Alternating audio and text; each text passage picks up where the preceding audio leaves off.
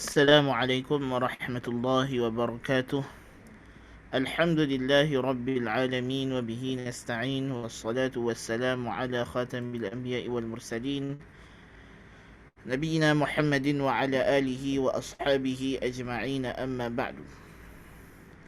قال الله تعالى: يا أيها الذين آمنوا كتب عليكم الصيام كما كتب على الذين من قبلكم لعلكم تتقون أياما معدودات، فمن كان منكم مريضا أو على سفر فعدة من أيام أخر، وعلى الذين يطيقونه فدية طعام مسكين، فمن تطوع خيرا فهو خير له، وأن تصوموا خير لكم إن كنتم تعلمون. شهر رمضان الذي أنزل فيه القرآن هدى للناس وبينات من الهدى والفرقان، فمن شهد منكم الشهر فليصمه، ومن كان مريضا أو على سفر فعدة من أيام أخر، يريد الله بكم اليسر ولا يريد بكم العسر، ولتكملوا العدة ولتكبروا الله على ما هداكم ولعلكم تشكرون. Allah Jalla wa'ala seterusnya menyatakan ayyaman ma'dudat, puasa yang diwajibkan ke atas kamu itu ialah beberapa hari yang dihitung. Beberapa hari yang dihitung. Ayyaman ma'dudat. Dan maksud hari-hari di sini ialah seperti yang dijelaskan pada ayat yang seterusnya, iaitulah Syahrul Ramadan alladhi unzila fihi al-Quran, iaitulah bulan Ramadan. Allah Subhanahu wa ta'ala menyatakan bahawa puasa Ramadan ini hanyalah hari-hari yang hitung. Kerana kata para ulama, untuk menimbulkan rasa sebenarnya ianya bukanlah sesuatu yang payah atau lama, tetapi ianya sesuatu yang sekejap sahaja. Yang ni puasa ni bukanlah satu ibadat yang terlalu lama yang kamu kena tanggung. Sebaliknya ia akan berlalu dalam tempoh yang sangat singkat. Dan di sinilah kita kena menghayati, apabila kita sudah pun memasuki 16 Ramadan, begitu singkat Ramadan. Ianya adalah hari-hari yang dihitung, yang begitu sedikit. Ya, kita sekarang merasai apa yang Allah Jalla wa'ala sebutkan dalam ayat ini, ayyaman ma'dudat. Bukankah sebenarnya Ramadan begitu cepat dan singkat masanya berlalu? Jadi jikalau tidak digunakan peluang yang sebaik mungkin, maka kita akan terlepas. Ya, Allah Subhanahu wa ta'ala telah beri peringatan kepada kita bahawa Ramadan bukanlah hari yang terlalu lama untuk kita berada di dalamnya. Seperti juga bulan-bulan yang lain. Ya. Tidak ada special kalau masuk Ramadan Allah Ta'ala panjangkan masa, mungkin malamnya jadi 24 jam siang. Tidak ada. Ukuran masanya masih sama. Ya. Dan tujuan Allah Ta'ala sebut perkara ini juga ialah supaya meringankan kepada mukallaf yang mendengar perintah itu, bahawa ianya adalah hukuman ataupun kewajipan yang ringan, yang boleh dilakukan oleh semua mukallaf. Itulah kata Syekh Sa'di rahimahullah, walamma dzakara annahu farada alaihim as-siyama aw furida alaihim as-siyama akhbara annahu ayyamun ma'dudat ay qalilatun fi ghayati as-suhulah. Iaitulah apabila Allah Ta'ala memberitahu kepada kita bahawasanya diwajibkan kepada kita puasa Ramadan, ini fardu puasa, dia beritahu bahawa hari yang kamu kena puasa itu adalah hari-hari yang sangat sedikit. yang sangat-sangat mudah dan senang. Tidaklah terlalu lama, bahkan singkat pula. Thumma sahala tashilan. Kemudian Allah Jalla wa'ala memberikan lagi pula keringanan dan kemudahan dengan firman-Nya, فَمَنْ كَانَ مِنْكُمْ مَرِيضًا أَوْ عَلَى سَفَرٍ فَعِدَّةٌ مِنْ أَيَّامٍ أُخَرَ. Bagi sesiapa dalam kalangan kamu yang sakit atau dalam musafir, maka hendaklah dia berpuasa bilangan hari yang dia berbuka kerana sakit atau musafir itu pada hari-hari yang lain. Yani orang musafir dan orang yang sakit diberikan keringanan oleh Allah Jalla wa'ala untuk menangguhkan pelaksanaan ibadat puasanya. Dia tidak wajib berpuasa semasa dia sakit dan semasa dia musafir. Semasa dia sakit dan semasa dia musafir, dia boleh berbuka puasa di bulan Ramadan dan dia gantikan pada hari yang lain. Fa'iddatun min ayyamin ukhar. Maksud sakit di sini ialah sakit yang membenarkan tayamum. Yakni sakit sama ada penyakit itu jikalau dia berpuasa bertambah teruk, atau jikalau dia berpuasa menyebabkan lambat sembuh, atau jikalau dia berpuasa akan meninggalkan kesan kepada tubuh badannya, kesan sampingan. Kalau dia sembuh akan ada kesan sampingan. Kalau orang tu ada satu penyakit, kemudian doktor bagi tahu dekat dia, kamu bolehlah nak puasa, tapi kesembuhan kamu akan lambat berbanding kalau kamu terus makan ubat macam biasa di bulan Ramadan. Maka dia dibenarkan oleh syarak untuk berbuka puasa. Demikian juga yang diberitahu kepadanya oleh doktor yang dipercayai bahawa jikalau dia berpuasa, maka akan ada kesan sampingan kepada tubuh badannya walaupun dia telah sembuh daripada penyakit itu nanti, bagi misalnya, maka bolehlah dia berbuka puasa. Demikian juga orang musafir. Orang musafir maksudnya di sini ialah orang yang dalam keadaan musafir daripada subuh hari puasa. Ini dia keluar musafir sebelum subuh, dia sudah pun dalam perjalanan. Maka dia tidak perlu untuk berpuasa kerana dia orang musafir. Dia orang yang dalam perjalanan. Tentulah sukar untuk dia nak makan sahur dan sebagainya. Maka syarak bagi dia keringanan untuk berbuka, untuk tidak berpuasa pada hari tersebut dan dia ganti pada hari yang lain.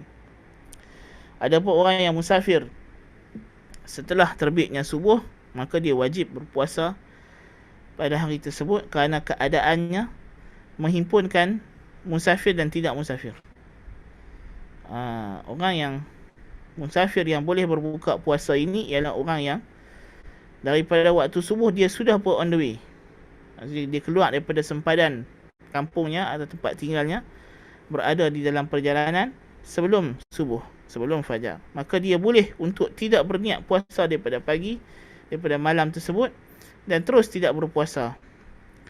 Adapun orang yang sudah mula berpuasa di pagi hari yang di rumah, kemudian baru dia nak musafir, maka ini tidak ada rukhsah baginya untuk berbuka puasa kerana safar, kerana musafir. Mungkin ada rukhsah yang lain yang kita akan sebut nanti, kalau dia dalam terlalu penat, letih dan sebagainya. Tapi dari segi safar dia tidak ada rukhsah semata-mata kerana musafir. Kerana keadaannya menghimpunkan dua. Paginya dia bermukim dan dia sudah mula berpuasa. Kemudian datang selepas subuh atau beberapa waktu setelah masuknya waktu puasa, dia musafir. Maka para ulama, jumhur ulama daripada mazhab yang 4 dan lain-lain mengatakan orang yang macam ini dia dikira keadaannya ialah hadar, yakni tidak musafir. Kemudian Allah Ta'ala bagi satu lagi keringanan, iaitulah kata Syekh Sa'di, kita baca dalam perkataan Musannif rahimahullah, وَذَلِكَ لِلْمَشَقَّةِ فِي الْغَالِبِ رخص الله لهما في الفطر ولما كان لابد من حصول مصلحة الصيام لكل مؤمن أمرهما أن يقضياه في أيام أخر إذا زال المرض وانقضى السفر وحصلت الراحة. وفي قوله فعدة من أيام أخر فيه دليل على أنه يقضي عدد أيام رمضان كاملا كان أو ناقصا، وعلى أنه يجوز أن يقضي أياما قصيرة باردة عن أيام طويلة حارة كالعكس. Jadi pada rukhsah ini diberi, kelonggaran ini diberi oleh Allah Jalla wa'ala kerana memanglah situasi orang yang sakit dan musafir ini, dia ada kepayahan untuk dia berpuasa lebih daripada biasa. Kepayahan yang lebih daripada biasa. Puasa mesti ada payah. Setiap ibadat yang Allah Ta'ala fardukan mesti ada kesusahan. Tetapi dia kesusahan yang tidaklah di luar kebiasaan. Kesusahannya hanyalah sekadar seperti susahnya kita nak keluar beli barang ke shopping mall dan sebagainya. Ya, kalau kesusahan itu tidak ada masalah. Kesusahan kita nak keluar pergi kerja pagi-pagi ada traffic jam. Kesusahan yang macam ini manusia akan tanggung demi maslahah yang lebih besar. Kesusahan yang macam ini syarak tidak ambil kira sebagai keringanan. Syarak tidak ambil kira sebagai keringanan. Yang dimaksudkan tidak ada masyaqqah, tidak ada kesusahan dalam agama Allah ini ialah kesusahan yang di luar daripada adat kebiasaan. Jadi bila musafir, keadaan itu menjadi luar biasa. Kerana manusia ini asalnya dia menetap tinggal di satu tempat. Musafir itu adalah perkara yang mendatang, yang menyebabkan akan berubah banyak rutin hariannya. Demikian juga sakit, akan banyak kesukaran yang dia akan hadapi.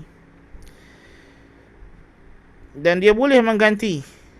Kata Syekh, pada firman Allah Ta'ala, fa'iddatun min ayyamin ukhar, tidak ada masalah bila-bila hari selain pada hari yang diharamkan berpuasa, iaitulah 2 hari raya Aidil Adha dan Aidil Fitr, dan juga hari Tashriq 11, 12 dan 13 Zulhijjah. Lain daripada 5 hari ini, dia boleh qada puasa dia.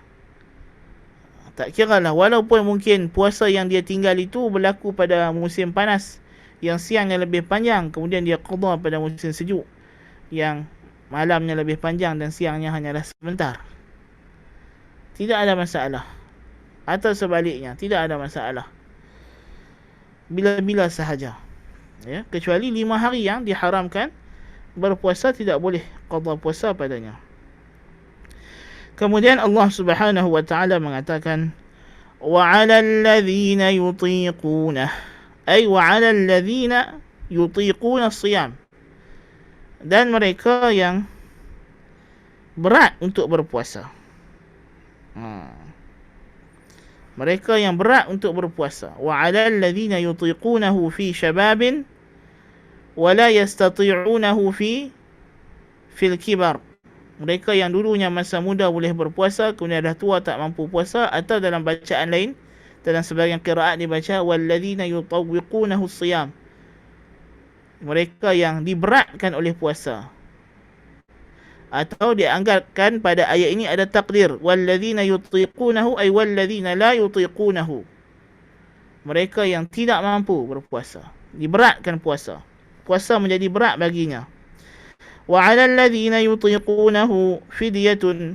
Di ayat ni dia ada banyak wajah, tapi maknanya ialah orang yang berat berpuasa. Ada yang baca dengan yutawwiqunah, ada yang baca dia ditakdirkan dalam tafsiran ayat la yutiqunah, ya. Fidyatun, hendaklah dia memberi fidyah an kulli yaumin yuftirunah ta'amu masakin, ya, makanan kepada orang miskin. Orang yang berat berpuasa, orang yang tak mampu berpuasa, yang tidak ada daya berpuasa, ini yang tidak ada daya terus. Yang tadi orang yang asalnya sihat kemudian jatuh sakit, yang mana sakit itu masih lagi ada harapan untuk sembuh. Mungkin dia demam, dia ada kena flu dan sebagainya, yang masih ada harapan sembuh, atau lepas itu dia sembuh. Atau orang yang musafir, Ya, yang asalnya dia orang yang mampu berpuasa. Kerana dia musafir, musafir itu yang menyebabkan dia sukar berpuasa. Sekarang datang orang yang ketiga, orang yang memang tidak ada kemampuan, memang tidak ada daya, upaya, kedrat untuk berpuasa. Iaitulah orang yang telah tua, yang memang sudah tidak ada kemampuan untuk berpuasa. Orang yang bekerja berat sepanjang tahun. Dia memang kerja berat, kerja buat buruh binaan construction. Setiap tahun macam itu sepanjang tahun. Tidak ada hari. Kalau cuti pun berapa hari sahaja. Mungkin cuti seminggu, mungkin 2 minggu dia cuti, lepas tu kerja balik. Kerja berat. Ya, setiap hari dia begitu. Ya, tak memungkinkan untuk dia qada puasa. Tidak ada hari yang boleh menyempatkan dia berpuasa. Atau wanita dan yang senantiasa melahir dan menyusukan anak. Dengar betul-betul ya. Wanita yang senantiasa melahir dan menyusukan anak. Orang perempuan lepas dia beranak, dia menyusu 2 tahun. Lepas tu dia beranak, dia mengandung pula. Beranak menyusu. Cukup 2 tahun mengandung, beranak menyusu. Cukup 2 tahun mengandung, beranak menyusu. Sampailah dia menopause. Ini jangan pelik. Orang perempuan zaman dulu macam tu lah. Dia bukan ada buat kerja apa. Makan minum semua laki dia bagi. Rumah duk ada. Dia bukan nak kena keluar pergi kerja, pergi apa, tak ada. Dia duduk rumah, jaga anak, bagi susu anak. Lepas tu tambah anak baru. Ya. Orang yang macam ini termasuk dalam kategori walladzina yutiqunahu fidyatun. Mereka yang tidak mampu, tidak ada upaya untuk berpuasa. Maka apakah keringanan yang Tuhan bagi kepada mereka? Mereka ini fidyatun ta'amu miskin. Demikian juga satu lagi, orang yang sakit tidak ada harapan sembuh, penyakit yang memang penyakit itu membawa kepada matinya. Orang yang ada penyakit yang memang penyakit itu dah tak ada harapan sembuh, kebiasaannya tidak sembuh. Orang yang sakit buah pinggang, sakit kencing manis, ya, yang memang penyakit itu tidak membolehkan dia berpuasa kerana ubat-ubatan yang dia kena ambil sebagai misal, atau kerana rawatan yang dia kena lalui sebagai umpama. Ya, yang memang penyakit ini bukan lagi penyakit yang datang sekejap-sekejap, tetapi dia adalah keadaan kondisi dirinya yang berbeza, yang tidak ada keupayaan seperti orang lain. Dia hilang upaya. Macam buah pinggang. Buah pinggang dia bukanlah penyakit, dia adalah kesan daripada penyakit yang menyebabkan dia dah hilang upaya. Buah pinggangnya sudah tidak berfungsi masalahnya. Ya. Maka dia memerlukan ubat-ubatan yang selalu kena minum. Ya, masalahnya. Atau orang yang memang asmanya begitu teruk, yang dia kena berapa jam sekali kena pam masuk ubat dalam paru-paru dia. Ya. Jadi orang yang macam ini tidak tidak diwajibkan berpuasa, tetapi apa yang mereka kena buat, fidyatun ta'amu miskin. Mereka kena memberi fidyah, makanan kepada orang miskin. Satu hari satu cupak. Satu cupak bersamaan dengan setengah kilogram, 0.5 kilogram. 500 gram sahaja satu cupak. Kalau sekarang kita bayar duit, tak? Anda ingat di Selangor mungkin dalam RM1.8 dan tak lama lagi mereka akan buat mengikut beras yang dimakan. Ya, mengikut harga beras yang dimakan, macam juga fitrah. Dalam minggu ni atau minggu lepas dia umum. Jadi bolehlah dia membayar fidyah. Bila nak bayar fidyah ni? Bila masuk hari yang dia puasa. So fidyah yang dia nak kena bayar 1 Ramadan. Bila dia nak kena bayar fidyah tu? Bila masuk 1 Ramadan. Bila masuk 1 Ramadan. Sebelum 1 Ramadan dia tak boleh bayar fidyah ini. Dia mesti dah masuk 1 Ramadan dan atau selepasnya. Jadi fidyah dia untuk hari kedua Ramadan. Bila dia nak bayar? Iaitulah pada bila dah masuk 2 Ramadan. Bila masuk 2 Ramadan? Maghrib. Bila masuk 1 Ramadan? Malam pertama yang kita tarawih hari tu. So 1 Ramadan. Ini yang disebut oleh Al-Khatib Asy-Syarbini rahimahullahu ta'ala. Sebagian fuqaha Syafi'iyah kata mesti tunggu terbit fajar. Dan ini lebih selamat kalau dia ambil. Maksudnya kalau dia nak bayar fidyah, bila waktu boleh mula fidyah? 1 Ramadan pagi. Bila masuk subuh 1 Ramadan, baru dia boleh start bayar fidyah untuk 1 Ramadan tahun tersebut. Tak macam tahun ini. Hari ini 16 Ramadan. So orang yang kena bayar fidyah ini, bila dia nak bayar fidyah? Sekarang dia boleh bayar dah. Pasal dah mula 16 Ramadan. Kalau dia nak tangguh, dia boleh tangguh esok atau lusa, atau lepas Ramadan dia bayar 30 cupak sekaligus pun tidak ada masalah. Maksudnya dia tunggu habis Ramadan dia bayar pun boleh. Ya. Tapi dia mesti tunggu waktu yang dia kena bayar. Dan golongan ini golongan yang memang tidak diwajibkan berpuasa. Golongan ini golongan yang tidak diwajibkan berpuasa. Maknanya, kalaulah ditakdirkan Allah Jalla wa'ala, orang yang tadi kerja berat sepanjang tahun, tiba-tiba Allah Ta'ala bagi dia kaya, dia dah tak kerja berat. Adakah dia kena qadha balik puasa-puasa yang dia bayar fidyah dulu? Tidak wajib lagi. Kenapa? Kerana masa dulu dia memang tidak wajib puasa. Dia memang orang yang tak wajib puasa. Orang yang tadi katanya sakit tidak sembuh, kemudian dapat transfer buah pinggang dan sebagainya, sembuh, dia dah boleh puasa. Alhamdulillah. Adakah dia kena qadha balik hari-hari yang dia bayar fidyah? Tak perlu lagi, sebab dia memang tidak wajib. Katalah si wanita tadi, cuma orang perempuan ada special case. Perempuan mengandung dan menyusukan anak, ya, mereka kalau bukan jenis yang kita sebut tadi, maksudnya macam orang perempuan sekarang, dia bukan beranak semedang, ataupun dia ada kemampuan untuk qadha, maka dia wajib qadha. Ini asal. Yang ana sebut tadi iaitu adalah satu situasi yang khusus bagi perempuan yang memang tidak ada hari dan waktu yang boleh dia nak qadha, pasal dia menyusu sepanjang tahun. Menyusu dan melahirkan sepanjang tahun. Maksudnya cukup dia lahir, beranak, mula-mula mengandung buka puasa.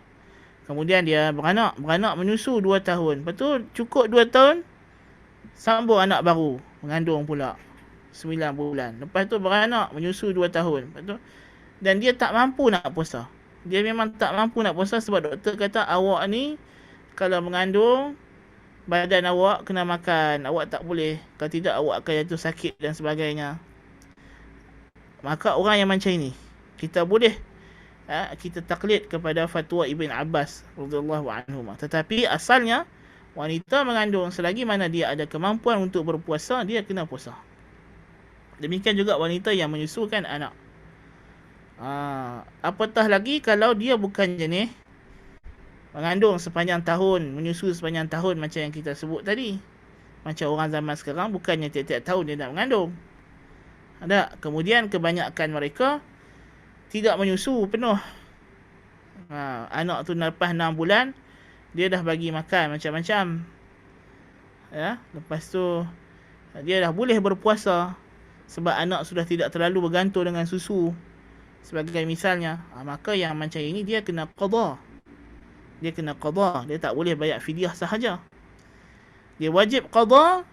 Dan dilihat kenapa, sebab dia berbuka puasa. Kalau masa dia buka puasa dulu kerana keselamatan dirinya, atau diri dan anaknya, kedua-duanya sekali, atau dirinya sahaja, maka dia hanya wajib qadha sahaja.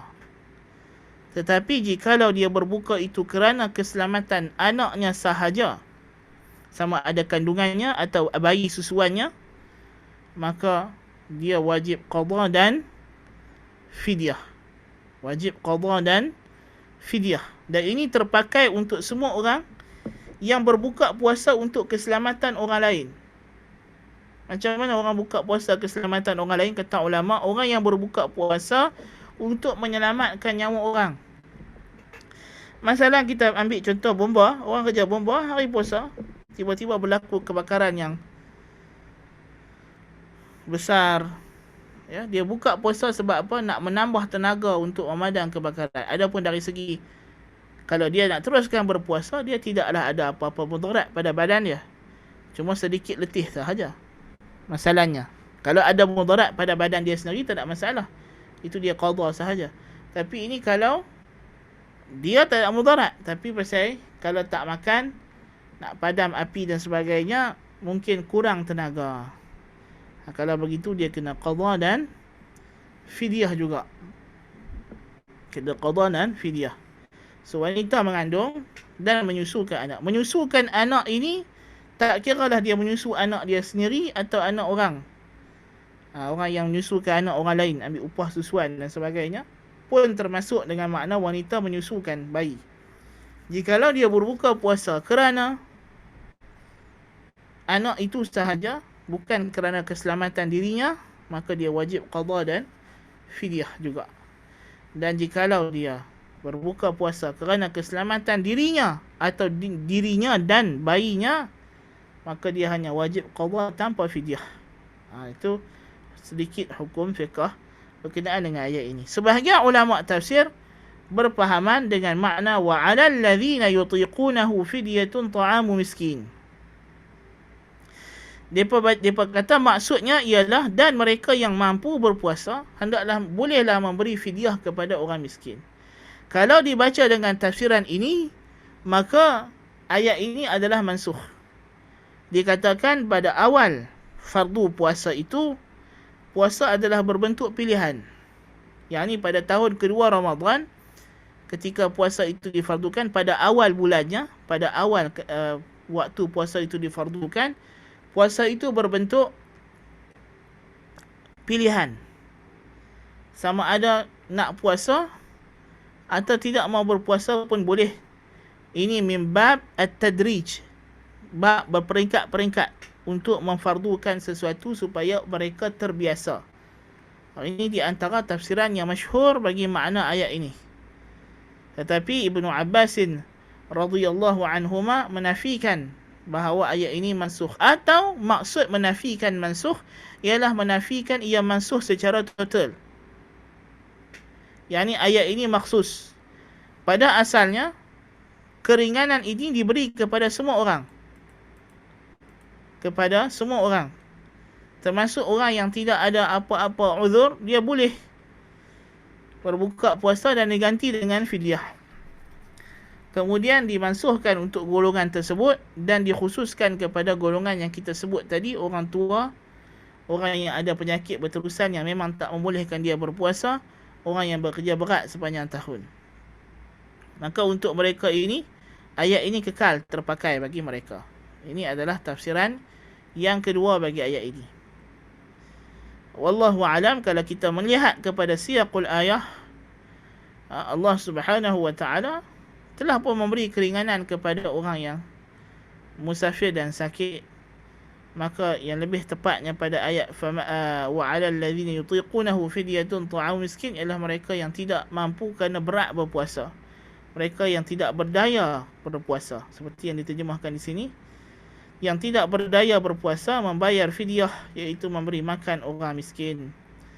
Faman tatawwa'a khairan fahuwa khairul lah. Maka sesiapa yang dengan kerelaan hati memberikan lebih daripada yang ditentukan itu, maka itu adalah lebih baik baginya. Yakni, siapa yang bayar fidyah lebih daripada secupak sebagai sedekah tambahan, maka itu lebih baik. Itu maksudnya. Wa an tasumu khairul lakum. Dan kamu berpuasa itu lebih baik bagi kamu. In kuntum ta'lamun. Jikalau kamu mengetahui. Yakni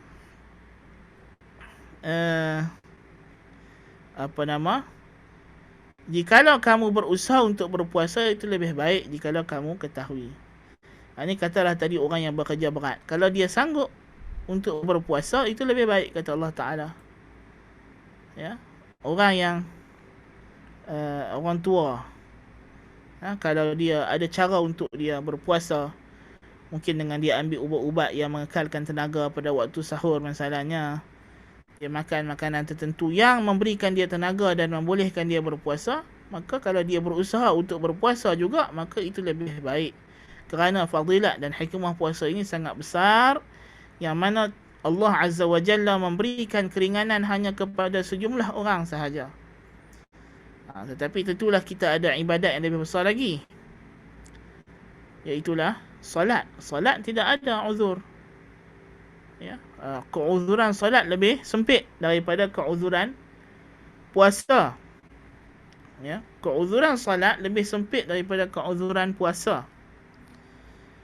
Kita tengok salat, even orang wanita haid dengan nifas pun, walaupun mereka tak wajib qada salat yang mereka tak boleh salat pada hari haid dan nifas, tetapi mereka kena salat pada waktu salat yang mereka dapat pada waktu uzur, seperti orang yang habis haid pada waktu asar, ya, hujung waktu asar, dia kena salat asar dan qada juga bersama dengannya zuhur.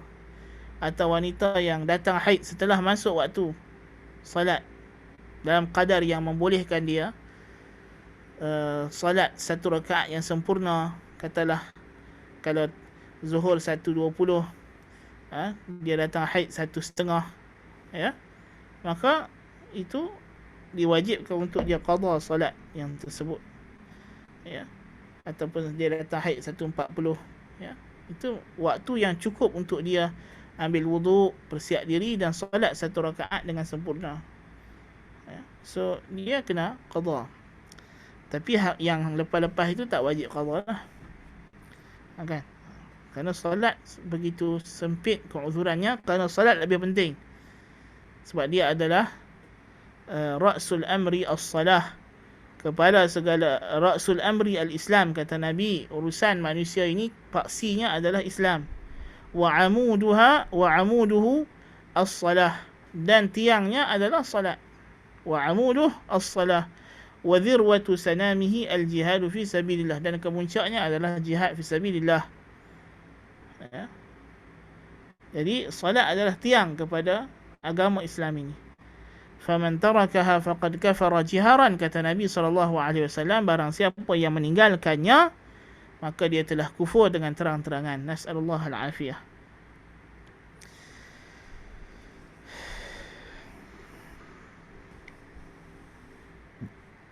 Dan Syekh Sa'di juga di sini mentarjihkan pendapat yang bahawa makna ayat wa 'alal ladzina yutiqunahu fidyatun ta'amu miskin ialah maksudnya mereka yang yutiqunahu ay yatakallafunahu, yang memberatkan dirinya untuk berpuasa.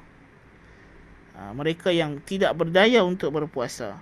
Wa yashqa 'alaihim masyaqqatan ghaira muhtamilah ka syekhil kabir, seperti orang tua yang tak mampu lagi nak berpuasa. Fidyatun an kulli yaumin miskin, dia hendaklah membayar fidyah setiap 1 hari untuk seorang miskin. Hadza huwa wa hadza huwa as-sahih, dan inilah yang sahih, kata beliau rahimahullahu taala. Kemudian Allah Jalla wa Ala memberitahu kepada kita bulan yang difardukan untuk kita berpuasa itu ialah Syahrul Ramadan alladhi unzila fihi al-Qur'anu hudan lin-nasi wa bayyinatin minal huda wal furqan. Bulan Ramadan yang padanya diturunkan Al-Quran menjadi hidayah bagi seluruh manusia dan menjadi bukti-bukti yang nyata yang menjelaskan hidayah dan perbezaan antara yang benar dengan yang salah. Bulan Ramadan, inilah dia bulan yang ke-9 dalam susunan takwim kalender orang Arab mengikut kiraan perjalanan bulan. Sabda Nabi SAW, "Sumu li ru'yatihi wa aftiru li ru'yatihi, fa in ghumma 'alaykum fa akmilu 'iddata Sya'ban 30."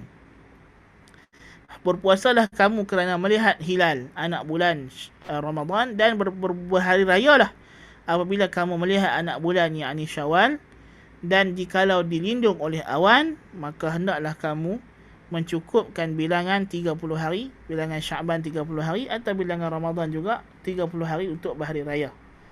Maka ini adalah kewajipan berpuasa ialah berdasarkan apa yang kita nampak bahawa bulan telah masuk, itulah bulan Ramadan Al-Mubarak. Sebab itu Allah Ta'ala kata faman syahida minkumus syahr. Ini kita akan jelaskan sekejap lagi. Maksud alladhi unzila fihi al-Quran ay as-sawmul mafruḍu 'alaykum huwa syahrul Ramadan asy-syahrul 'azim alladhi qad hasada lakum fihi min Allahil fadlul 'azim wa huwa al-Qur'anul Karim al-mushtamilu 'ala al-hidayati limasalihikum ad-diniyyati wad-dunyawiyyati wa tabyinil haqqi bi awdahi bayan والفرقان بين الحق والباطل والهدى والضلال وأهل السعادة وأهل الشقاوة فحقيق بشهر هذا فضله وهذا إحسان الله عليكم فيه أن يكون موسما للعباد مفروضا فيه الصيام. Allah Ta'ala maksudnya, yakni puasa yang difardukan ke atas kamu itu ialah bulan Ramadan, bulan yang agung yang berlaku pada kamu itu daripada Allah, kurniaan yang agung iaitulah Al-Quranul Karim yang terkandung di dalamnya petunjuk kepada segala kemaslahatan dunia dan akhirat kamu dan agama kamu, dan menjelaskan yang hak dengan sejelas-jelasnya, yang membezakan antara hak dengan batil, petunjuk dan kesesatan, ahli golongan yang selamat dan golongan yang akan musnah di akhirat nanti.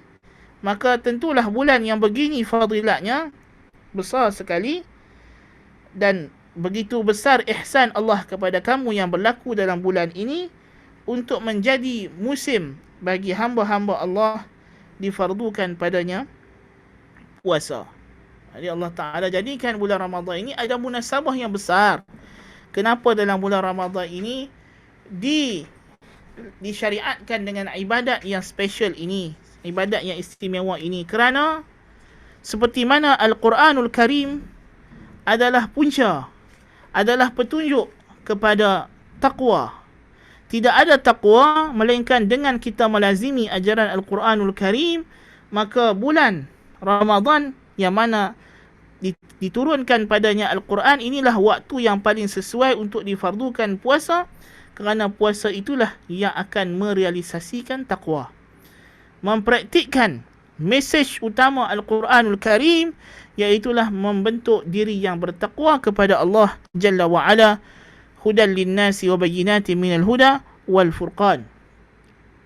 Jadi Al-Quran diturunkan dalam bulan Ramadan, yakni wahyu yang pertama diturunkan kepada Nabi kita Muhammad sallallahu alaihi wasallam, Iqra bismi rabbikal ladzi khalaq, dan seterusnya, ya ayyuhal muddathir, ialah pada bulan Ramadan al-Mubarak, Ramadan yang diberkati ini. Ini adalah berlaku padanya peristiwa penurunan wahyu yang pertama kepada baginda Nabi alaihi salatu wassalam. Datang dari riwayat Imam Ahmad, hadis yang mengatakan bahawa Al-Quran itu diturunkan pada malam yang ke-25 daripada bulan Ramadan. Malam yang ke-25 adalah peristiwa nuzul Al-Quran berdasarkan satu riwayat hadis, dan ulama berbeza pandangan tentang status hadis ini, antara yang menhasankan dan yang mendhaifkan. Dan ada satu pendapat lagi mengatakan peristiwa penurunan Al-Quran itu berlaku pada 17 Ramadan, dan ini adalah pandangan atau ijtihad yang datang daripada sebahagian ulama, dan ianya adalah dhaif. Ianya adalah dhaif, lebih dhaif berbanding yang tadi 25 Ramadan. Namun begitu, kita tak ada ibadat khusus sempena. Disebabkan itu, hakikatnya tarikh sebenar bila Al-Quran turun itu tidaklah dinyatakan oleh Allah Jalla wa'ala, tetapi yang disuruh ialah kita menghargai bulan yang diturunkan padanya Al-Quran ini dengan kita berpuasa sebulan penuh padanya, dan kita mendirikan qiyam Ramadan di malamnya. Itu yang disyariatkan. Itu disyariat. Tidak ada sambutan khusus bersempena dengan hari spesifik turunnya Al-Quran, kerana hari spesifik itu sendiri tidak dinyatakan oleh Allah Azza wa Jalla bila. Dan sebagian ulama berpandangan dia tidak lain tidak bukan ialah hari malam Lailatul Qadar itu sendiri yang berlaku dalam bulan Ramadan. Jikalau ianya malam Lailatul Qadar, maka jelaslah ianya adalah waktu yang disembunyikan daripada kita secara tepat bilakah spesifiknya, tetapi yang pasti ia berlaku dalam 10 akhir daripada bulan Ramadan, dan yang paling diharapkan ialah pada malam-malam yang ganjil, itulah 21, 23, 25, 27 dan 29 daripada bulan Ramadan. Dan yang paling diharapkan ialah pada 23 dan juga 25 dan 27. Ya, itu di antara waktu yang banyak disebut para ulama, malam 23, malam 25 dan juga malam 27. Ya, ini di antara waktu-waktu yang sangat lebih diberi perhatian oleh para ulama lagi. Ya. Jadi waktu-waktu yang sebeginilah yang kita kena gunakan peluang untuk menghidupkan bulan Ramadan. Bukan dengan kita mengadakan pesta-pesta bid'ah, kononnya sempena penurunan Al-Quran dan sebagainya. Itu sendiri tidak mengikut ajaran Al-Quranul Karim. Nasallallahu al-afiyah. Jadi apa dia sifat Al-Quranul Karim ini? Allah Ta'ala kata Al-Quran ini adalah hudan linnas, petunjuk untuk manusia, membimbing mereka ke arah kesejahteraan dunia dan akhirat, yang mana tidak ada kesejahteraan dunia dan akhirat melainkan dengan kita mengikut bimbingan Al-Quranul Karim. Tidak ada kesejahteraan dunia, bukan sahaja akhirat. Dunia ni pun dah tak sejahtera kalau kita tak ikut ajaran Al-Quranul Karim, tidak ikut petunjuk baginda Nabi SAW. Allahul Musta'an. Bukan kata sekadar di akhirat dia akan merana, dia azab, bahkan di dunia ini hidupnya dah tak serupa manusia yang waras, yang normal.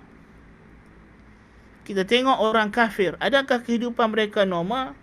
Semakin jauh kekufuran seseorang insan, kita dapati semakin hilang ciri-ciri kemanusiaannya. Semakin kufur seseorang itu, semakin jauh juga ciri-ciri keinsanan, kemanusiaannya.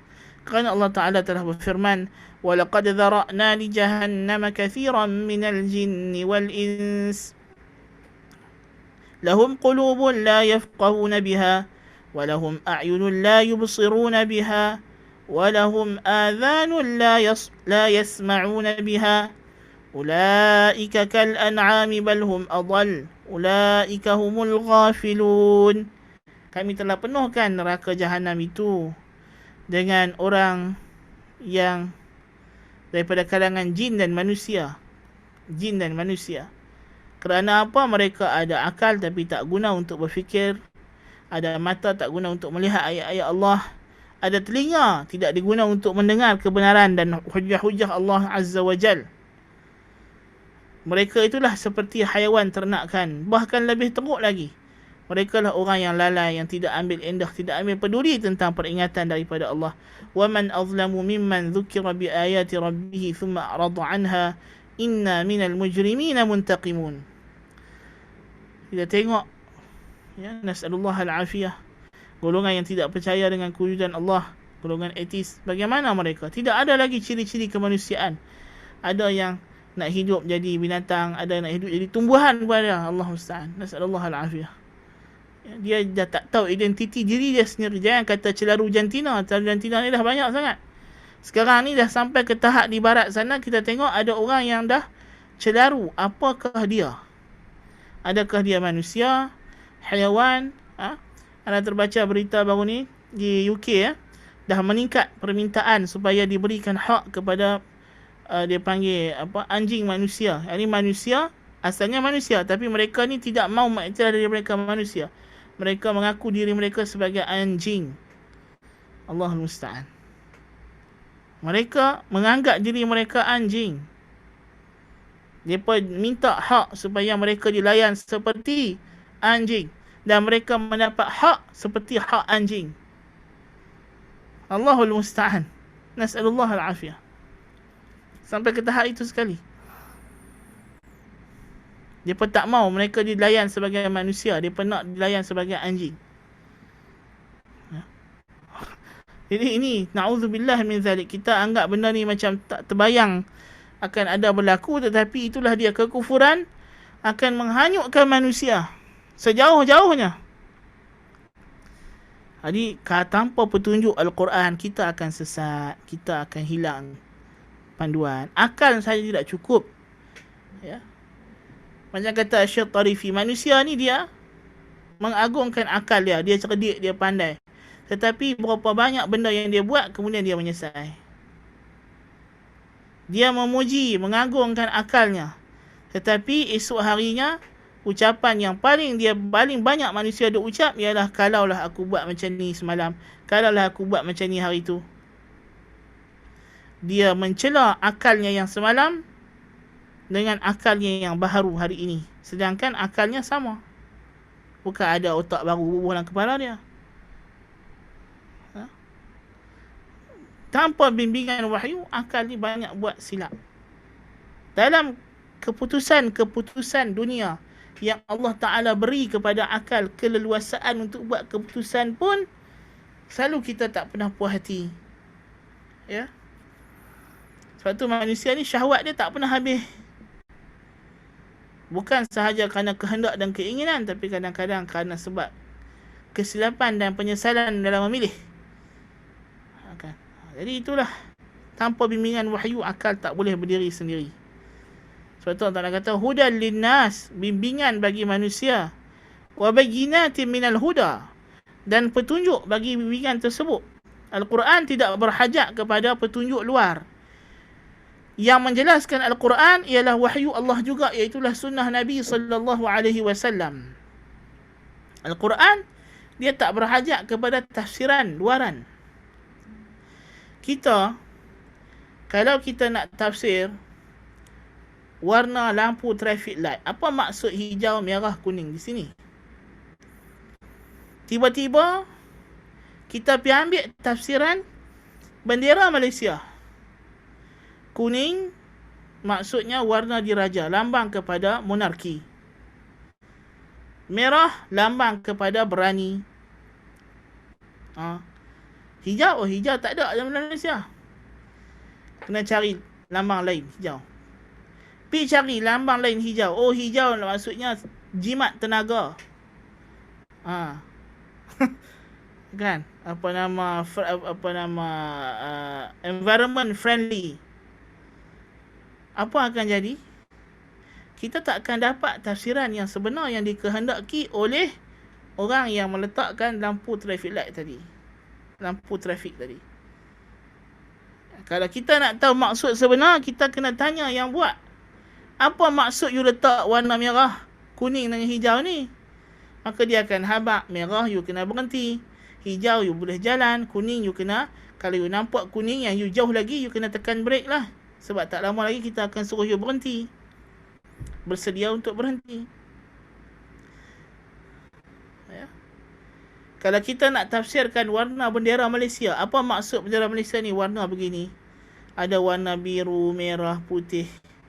Tiba-tiba satu orang dia pergi ambil bendera Amerika Syarikat. Dia pergi tengok apa maksud bendera Amerika Syarikat. Lepas tu dia main tafsirkan maksud warna bendera Malaysia. Adakah dia akan mendapat gambaran yang sebenar? Adakah dia akan faham? Dia tidak akan faham. Dia akan sesat. Allahul Musta'an. Kita ambil manual pressure cooker, kita nak guna dekat air fryer. Rosak lah. Tak boleh lah. Kalau air fryer, kena guna manual air fryer lah. Kalau pressure cooker, manual pressure cooker lah. Oven dengan microwave nampak macam sama, tapi manual lain-lain. Dia tak boleh kata, nampak macam sama aja, tak apa, aku baca manual microwave untuk oven. Tak boleh. Kan? Mesin basuh sama, tapi kau ni jenama Samsung, kau ni jenama LG. Tak sama. Yang ni Samsung tu Samsung, tapi kau ni hak 9 kilo, hak ni hak 7 kilo. Hak ni yang keluaran lama, ni keluaran baru. Tak sama. Subhanallah. Tiba-tiba amat malang ada manusia yang mendakwa mereka Muslim. Mereka mencari rujukan luar untuk memahami Al-Quranul Karim. Macam mana kita kata rujukan luar ini? Yang ni dia mencari falsafah Yunani, akal Aristotle, Plato untuk faham makna-makna Al-Quranul Karim. Dia datang ayat-ayat yang menceritakan tentang Allah Azza wa Jal, yang mana ini adalah tunggak Al-Quran. Ayat-ayat tentang sifat Allah, ini adalah di antara mesej utama Al-Quran. Kerana tujuan Al-Quran diturunkan ini adalah untuk kita kenal Allah Jalla wa'ala. Dua surah yang paling utama adalah Al-Quran selepas Al-Fatihah. Apakah ia? Qul huwallah dengan Qul ya ayyuhal kafirun. Kedua-dua surah ini menceritakan tentang sifat Allah dan hak-hak Allah yang wajib kita tunaikan. Ya. Al-Fatihah dimulakan dengan ayat-ayat tentang sifat Allah. Bismillahirrahmanirrahim. Alhamdulillahi rabbil alamin. Ar-Rahmanir-Rahim. Maliki yaumiddin.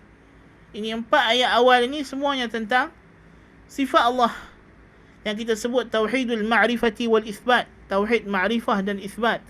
Kemudian barulah masuk bahagian tauhid yang kedua, iyyaka na'budu wa iyyaka nasta'in, tauhidul al-qasd wal talabi wal iradah, tauhidul ibadah. Tiba-tiba ada orang mencari petunjuk selain daripada bimbingan wahyu untuk faham makna ayat-ayat yang berkaitan dengan sifat Allah Jalla wa'ala. Apa yang berlaku? Adakah kita rasa dia akan mendapat tafsiran yang betul, fahaman yang betul tentang Al-Quran? Jawapannya, mereka akan sesat. Mereka akan sesat. Inilah hakikatnya ilmu kalam. Perumpamaan yang kita sebut tadi, tafsir bendera Malaysia dengan bendera US, tafsir warna traffic light dengan warna bendera, ini semua adalah perumpamaan bandingan yang tepat kalau kita nak kata macam mana maksud dengan guna ilmu kalam itu untuk faham Quran. Macam itulah. Ilmu kalam sumbernya asing, sumbernya adalah akal-akal orang yang kafir, yang tidak beriman dengan Allah Subhanahu wa taala. Kemudian kita pergi ambil, lepas tu kita nak guna akal-akalan mereka ini untuk mentafsirkan maksud Allah Jalla wa Ala dan Rasulnya sallallahu alaihi wasallam. Memang salah lah. Memang tidak betul. Ya. Jadi itulah punca sebenarnya kekeliruan golongan ahli kalam. Jadi Allah Ta'ala kata hudan linnasi wa bayyinatin minal huda wal furqan, dan Quran yang membezakan mana yang hak dengan yang batil. Bukannya sumber-sumber luar tadi pula yang nak bagi tahu kepada kita apa yang hak, apa yang batil. Quran yang nak bagi tahu apa yang hak, apa yang batil. apa yang boleh tak boleh kita cakap tentang Allah. Ini Quran yang habaq, bukannya Aristotle, bukannya Plato, bukannya Plotinus. Ya. Kita kena ikut Al-Quran Al-Karim. Kemudian Allah kata faman syahida minkum asy-syahra falyasumh falamma qarrarahu wa bayyana fadilatahu wa hikmatallahi ta'ala fi takhsisihi qala faman syahida minkum asy-syahra falyasumh, barang siapa yang menyaksikan akan bulan tersebut, menyaksikan bulan tersebut yang hadir ada dalam bulan Ramadan itu, maka hendaklah dia berpuasa. Hadza fihi ta'yinu as-siyami 'ala al-qadir as-sahih al-hadir, walamma kana an-nasakh lit-takhyir baina as-siyam wal-fidya khassa 'ada rukhsah lil-marid. Yani kalau kita anggap ayat wa 'alal ladzina yutiqunahu fidyatun ta'amu miskin adalah ayat yang mansukh, kerana maksudnya adalah pada awal puasa dibenarkan untuk pilih nak puasa atau fidyah. Maknanya ayat inilah yang memansuhkan ayat tadi, yang mana dia mewajibkan puasa kepada orang yang mampu. Dan sebab itulah Allah Taala ulang lagi sekali wa man kana maridan aw ala safarin fa'iddatun min ayyamin ukhra. Diulang lagi sekali. Ya.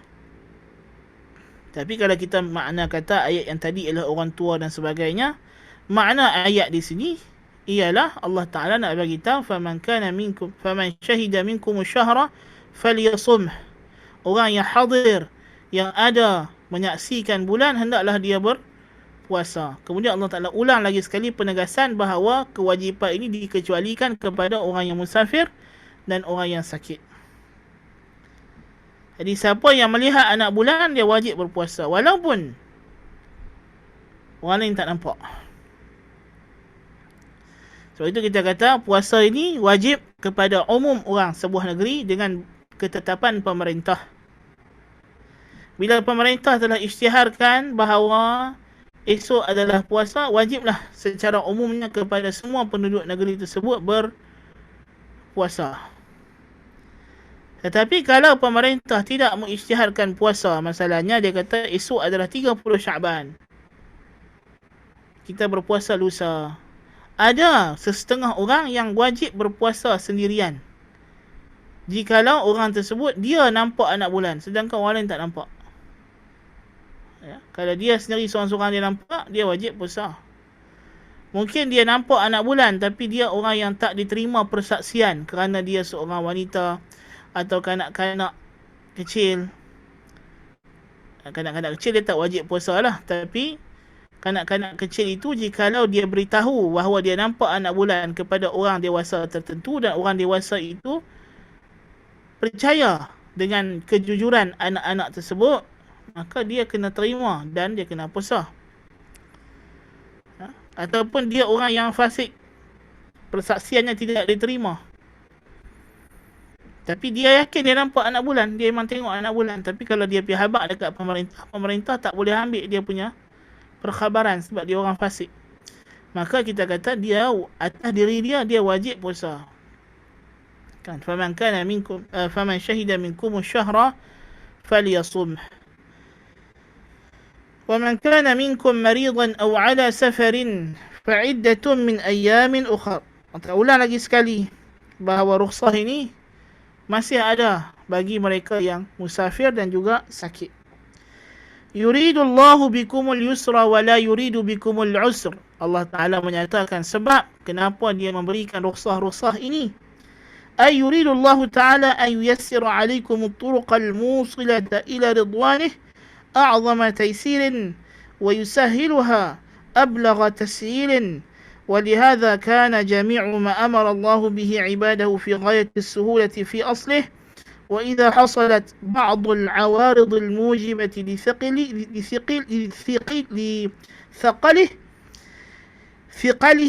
سهله تسهيلا آخر إما بإسقاطه أو تخفيفه بأنواع التخفيفات. وهذه جملة لا يمكن تفصيلها لأن تفاصيلها جميع الشرعيات ويدخل فيها جميع الرخص والتخفيفات. يعني Allah Ta'ala mengkehendaki untuk memudahkan kepada kamu jalan-jalan yang membawa kamu sampai kepada redanya dengan semudah-mudahnya, dan dia hendak menyenangkan kamu dengan sesenang-senangnya. Oleh sebab itulah semua yang Allah perintahkan hambanya adalah senang pada asalnya. Fi ghayatis suhulah. Sangat-sangat mudah. Tidak ada hukum hakam syariat yang bersifat menyukarkan, memayahkan. Tetapi kepayahan itu datang daripada diri kita yang malas, yang jahil, yang bersyahwat besar, yang kurang tunduk kepada perintah dan suruhan Allah Jalla wa'ala. Rasa berat, rasa payah itu datang daripada syahwat kita. Memang orang kata, semayang subuh ni berat, nak kena bangkit awal. Ya. Semayang isyak ni berat sebab kadang-kadang kita dah mengantuk awal, nak kena tunggu masuk waktu isyak. Ya. Ada orang kata semayang zuhur ni susah sebab terkejar-kejar nak kerja. Semayang asar, terkejar-kejar nak balik rumah, traffic jam. Itu payah susah itu main daripada mana? Bukan daripada hukum syarak, daripada kita. Cara hidup kita yang mementingkan dunia daripada akhirat. Sistem kehidupan yang kita guna pakai sekarang, sistem ekonomi kita, sistem sosial kita, sistem pentadbiran kita yang berkiblatkan kepada dunia yang fana, membelakangkan akhirat yang baqa. Itu jadi payah. Bukan kerana hukum syarak tu yang payah. Ya. Itu kita kena faham. Hukum Allah Ta'ala mudah.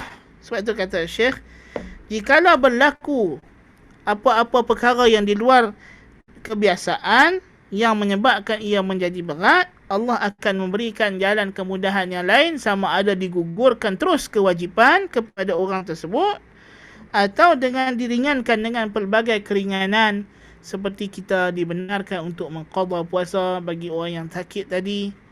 Dalam solat kita tengok Ya, dibolehkan untuk orang yang musafir qasar salat menjadi solat yang 4 rakaat jadi 2. Ya, boleh jamak solat zuhur, asar, maghrib, isyak, ya, bagi keadaan-keadaan tertentu. Ya, orang yang sakit boleh solat, tak boleh solat duduk, tak boleh duduk baring di belah kanan, tak boleh baring belah kanan, baring menelentang. Ya, kalau tak boleh nak bergerak sangat, dia sembahyang dengan isyarat. Kalau isyarat pun tak mampu, sembahyang dengan hati. Ya, jadi itu adalah, kita kata, keringanan yang Allah Jalla wa'ala beri kepada hamba-hambanya untuk mereka beribadat. Ya, beribadat kepada Allah Subhanahu wa ta'ala. Dan kata Syekh, ini adalah perkara yang tak mungkin kita boleh perincikan di sini dalam tafsir yang ringkas. Kerana perinciannya bermakna kita kena jelaskan semua syariat Allah Ta'ala. Kerana termasuk dalamnya semualah rukhsah dan keringanan yang ada dalam setiap perkara-perkara ibadat dan lain-lain. Bukan saja perkara ibadat. Dalam muamalat juga ada rukhsah. Diberi rukhsah untuk bai'us salam, diberi rukhsah untuk bai'a raya. Ya. Ada jual beli yang ada unsur-unsur gharar yang sedikit. Syarak maafkan. Ya, syarak maafkan jual beli tempah.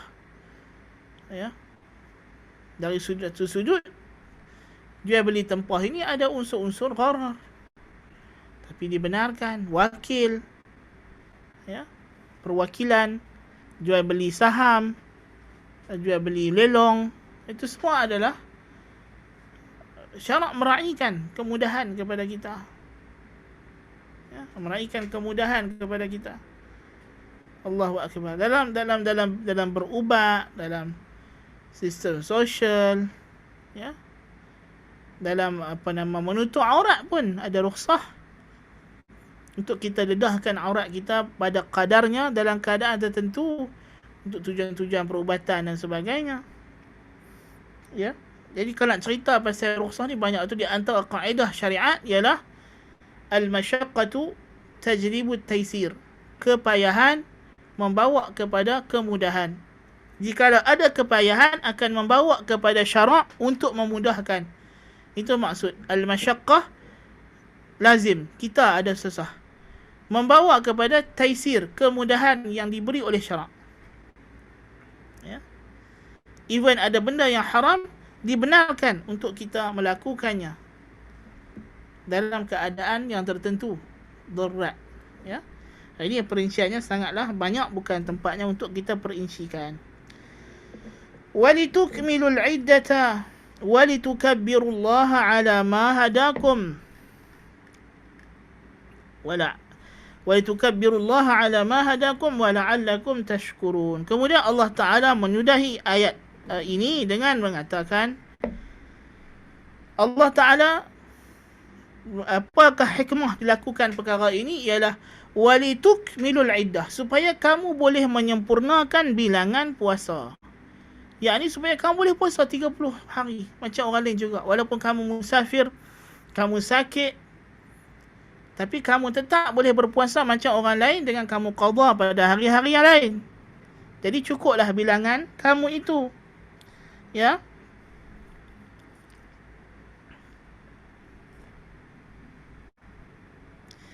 Jadi Allah Ta'ala memberitahu bahawa puasa Ramadan tidak akan sah melainkan dengan cukup bilangan. Walitukmilul iddah. Wa hadha wallahu alam li alla yatawahhamu mutawahhim anna siyam Ramadan yahsul al-maqsud minhu bi ba'dih.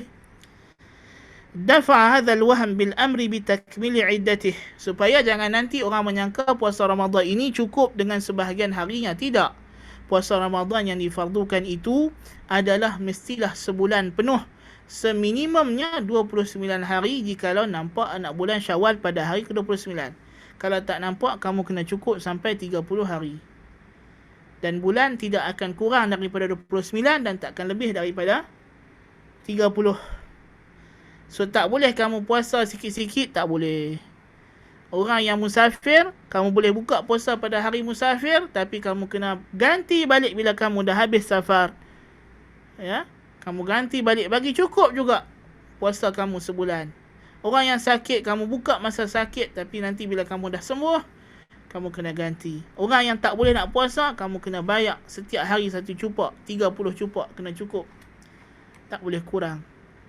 Ya. Jadi itu walitukmilul iddah.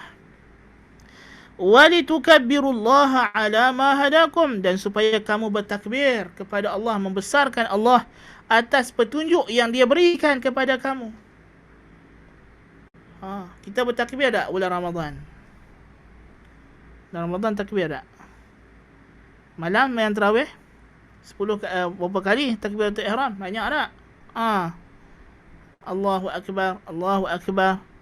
Kan zikir. Dan maksudnya adalah bila dah cukup puasa Ramadan, masuk Syawal, kamu bertakbir pada malam hari raya, mengagungkan dan membesarkan Allah. Walitukabbirullaha ala ma hadakum wa la'allakum tashkurun, dan supaya kamu menjadi orang syukur. Jadi puasa ini bermula dengan taqwa, berakhir dengan syukur. Subhanallah. Syukur ni dia adalah kedudukan yang tinggi sebenarnya. Bukan mudah nak menjadi hamba yang bersyukur, kerana Allah Ta'ala kata, wa qalilun min ibadiyash syakur. Amat sedikit hamba-Ku yang sangat-sangat bersyukur. Bukannya Allah Ta'ala tak kata wa qalilun min ibadiyash syakirin. Tapi kita nak menjadi asy-syakur, yang sangat syukur, yang sangat berterima kasih, mengenang segala nikmat yang Allah Ta'ala bagi. Yang sangat mengenang tu payah. Nak jadi mengenang nikmat ni tak susah. Allah kata wa qalilun min ibadiyash syakur. Sedikit hamba-hamba-Ku yang syakur. Yang sangat bersyukur payah. Bersyukur ketika senang dan susah. Kita tengok hari ni dengan keadaan pandemik COVID-19 ini, berapa banyak orang yang boleh bertahan syukur dengan keadaan yang ada. Allahul Musta'an. Kita kalau tengok keadaan netizen, warga net, warga maya ni, Allahu Akbar. Seolah-olahnya mereka ini sudah tidak ada lagi. Bukanlah kata tak ada langsung, tapi tahap keimanan, kefahaman tentang agama itu terlalu sempit, terlalu, subhanallah. Kita pun macam mana kita nak kata, dia payahlah, malulah, seganlah orang Islam macam ini punya perangai. Ya, bergantung harap kepada makhluk. Bergantung harap kepada makhluk. Hari ini orang dah mula mencemuh, mencela golongan yang dulu mereka puja sebagai frontliners, doktor dan sebagainya. Kenapa?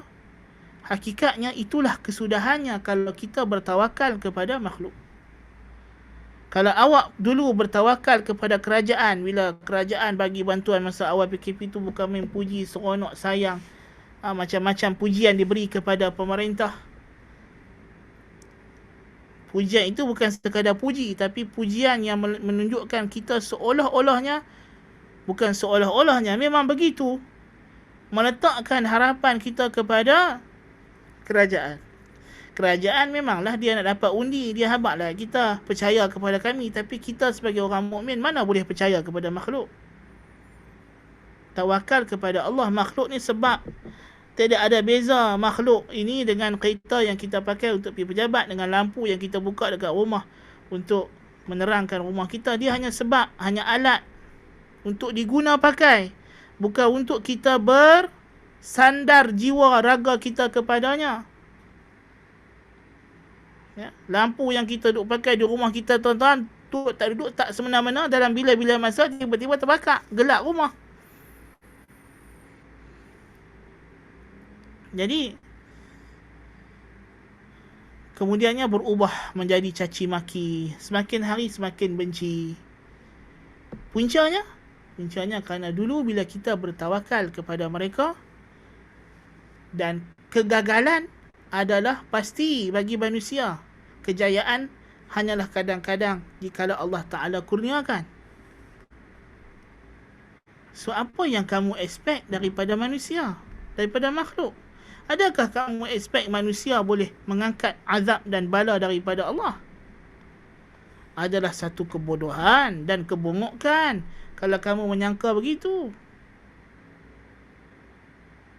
Kamu ingat dengan SOP yang kerajaan tetapkan, dengan PKP, PKPB, PKPD, PKPP yang kerajaan buat, ini yang boleh menghalang azab Allah menimpa kamu. Itu adalah satu kebongokan dan kedunguan dan kebebalan. Ya. Kamu bertawakal dengan frontliners. Adakah kamu menyangka dengan doktor-doktor ini siang dan malam, pagi dan petang duk merawat orang, itu boleh mengangkat dan menyekat azab Allah dan bala ujian daripada Allah? Mereka juga sedang diuji dengan cara yang tersendiri oleh Allah Azza wa Jal, dan kamu diuji dengan cara tersendiri oleh Allah Azza wa Jal. Mereka juga makhluk. Mereka tak mampu. Walaupun mereka dengan gahnya dan sombongnya mengatakan kita sedang berperang, kita mesti menang. Mana mungkin mereka boleh menang? Adakah dalam alam ini mana-mana makhluk pernah menang bila dia berperang dengan Allah Jalla wa'ala? Serangan yang datang daripada Allah, hanya kita boleh melepasinya dengan mengaku kalah dan menyerah diri. Mengaku kalah di sini bukan makna kita tak usaha, tetapi kita mengaku ini adalah dosa kami, ya Allah. Kami mohon ampun, kami istighfar, kami ubah cara hidup kami supaya lebih taat kepada kamu. Dan kami tingkatkan syukur kami, dan kami tinggalkan kufur kami, kerana syukur lawannya kufur. Kalau tidak syukur, kufur. Allahul Musta'an. Bukan dengan cara kita mendabik dada kita akan menang, kita mesti menang. Itu tak mungkin. Akhirnya, bila mereka begitu bangga dengan ilmu yang sekelumit Tuhan bagi kepada mereka, mereka menyangka mereka boleh menyekat kemurkaan Allah. Mereka boleh menyekat bala yang datang daripada Allah. Hari ini kita melihat mereka juga sudah hampir gugur. Kalaulah tidak kerana rahmat Allah Jalla wa'ala dan kurnia fadilatnya, mereka kena segera kembali mengaku bahawa mereka adalah makhluk, hamba yang lemah. Di Malaysia mungkin kita tak berapa nampak, tapi kalau di barat, ya, golongan atheist, golongan saintis yang atheist, mereka ni ada satu fahaman akidah, dia panggil scientism. Orang yang menganggap science is everything, God is nothing. Na'udzubillah min zalik. Hari ini Allah Ta'ala tunjukkan kepada manusia bahawa dialah segala-galanya, dan tiada sesuatu pun yang boleh mengalahkan dia. Dan sains yang kamu bangga-banggakan itu is nothing. Dia hanyalah makhluk aku yang aku boleh lenyapkan keberkesanannya bila-bila masa. Jadi hari ini kita menyaksikan pula golongan saintism jatuh setelah kita melihat kejatuhan golongan politik. Ego mereka rebah menyembah ke bumi dengan bala yang datang ini. Golongan businessman yang dulu begitu mewah, gah dengan kekayaannya, menayang di sana sini kekayaan mereka, tidak ada syukur kepada Allah Jalla wa'ala. Allah Ta'ala sungkurkan lebih awal lagi.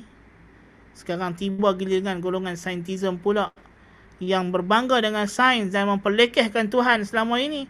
Hari ini mereka juga rebah, tersungkur, terduduk, terlonglai. Ya. Satu persatu golongan jabbarina fil ard ini, golongan yang meninggi diri di muka bumi Allah Ta'ala ini, dengan COVID-19 ini, rebah satu persatu, tersungkuk, sekok-sekok. Allahu Akbar kabira. Apakah kita masih tidak mau menjadi golongan yang bertakwa dan syukur? Ya. Itulah kita kata semuanya kembali kepada Allah Jalla wa'ala. Kita hanyalah sebab. Kita boleh buat sebab. Sebab itu kesannya dicipta oleh Allah. Kemampuan yang ada pada setiap sebab ini dicipta oleh Allah dan Allah boleh tarik bila-bila masa. Ya. Jadi kita berusaha. Kita berusaha mencari penawar, kerana Nabi bagi tahu ma anzalallahu da'an illa wa anzala ma'ahu dawa'a. Allah tak turunkan penyakit melainkan diturunkan bersama dengannya ubat. Kita disuruh cari. Allah memang dah turun masa Covid datang itu, memang datang bersama dengannya ubat. Tugas kita mencari ubat tersebut. Katanya dah ada ubat, dah mula dibuat clinical test dan sebagainya. Alhamdulillah. Ya. Memang azab ini Tuhan tidak akan kekalkan. Tetapi kita jangan ingat kalau COVID-19 ini habis, ujian sudah berakhir. Tidak. Dunia ini darul ibtila, tempat ujian. Habis ujian ini, datang ujian yang baru, yang kita pun tak tahu apa pula bentuknya. Janganlah yok ye bila habis COVID-19 ni. Ya. Tuhan masih lagi berkuasa dan terus berkuasa untuk mencipta macam-macam lagi bala dan ujian untuk kita. Ya. Jadi Allah Jalla wa Ala kata walitukabbirullaha ala ma hadakum wa la'allakum tashkurun. Jadi syariatkan untuk kita bila masuk hilal Syawal untuk bertakbir daripada malam hari raya itu sehinggalah keluarnya imam untuk solat hari raya ataupun bila imam naik ke mimbar untuk khutbah. Ini bagi Aidil Fitri. Jadi itulah, dan tujuannya ialah supaya kita syukur. Aidil Fitri untuk kita syukur kepada Allah Ta'ala kerana kita menyempurnakan ibadat, bukan untuk kita kufur.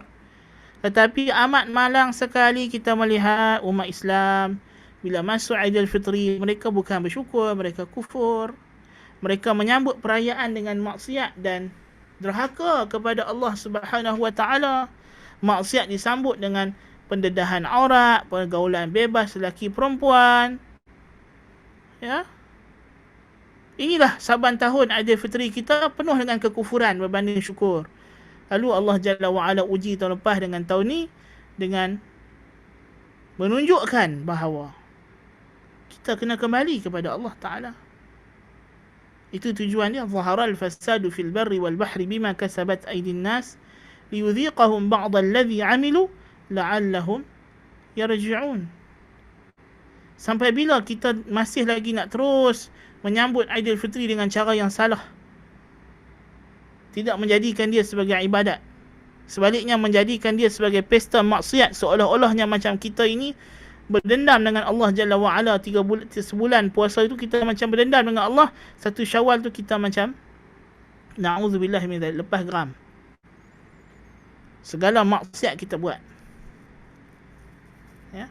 Dulu elok ya malam-malam tarawih 20 rakaat, 8 rakaat. Mai pagi raya, memang subuh pun tak bangkit dah, tak tahu nak pergi sembahyang raya je. Astaghfirullahalazim wa atubu ilaih. Ini bila kita nak ubah? Sekarang lah masanya. Tak? Kalau kita tengok terlepas, apa lagi yang kita boleh buat di hari raya melainkan dengan ibadah? Baru kita rasa, oh sebenarnya raya ini yang betulnya dia adalah ibadah. Bukan tang suka-suka sonok-sonok tu. Dia adalah ibadah. Itu yang sebetulnya. Jadi kita kena sedar lah untuk kita menzahirkan rasa syukur kepada Allah Jalla wa'ala. Itulah tujuan sebenar perayaan disyariatkan. Seperti mana kata dalam ayat ini, walitukabbirullaha ala ma hadakum wa la'allakum tashkurun. Wallahu ta'ala alam bis-shawab.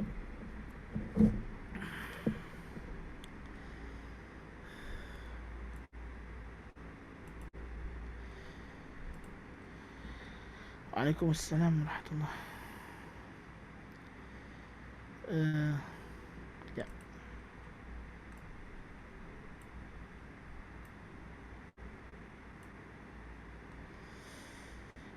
Terjemahan ni anda sedang upload di ruangan komen ya. Sekejap boleh download.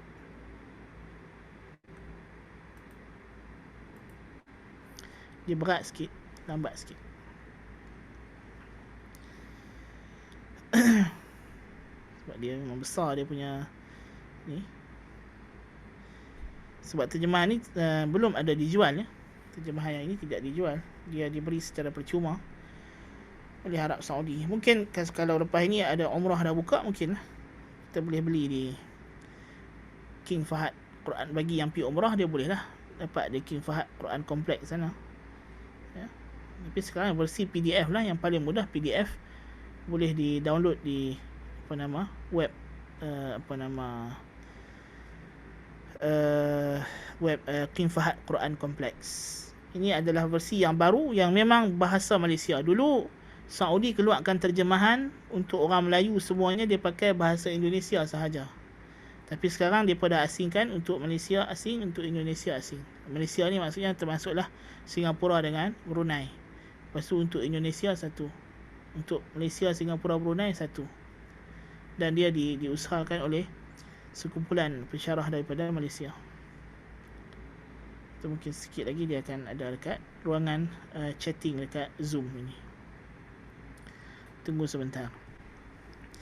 Ada soalan lain?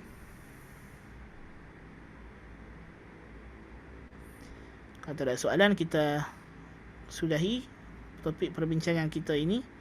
Dan insyaAllah berbaki kita akan sambung lagi sampai habis ayat puasa ini, ayat 187. Anda tak naklah kita ambil kepada ayat ya ayyuhallazina amanu kutiba alaikumusiyam sampai situ saja. Lepas tu kita tak tahu apa ending cerita ayat itu.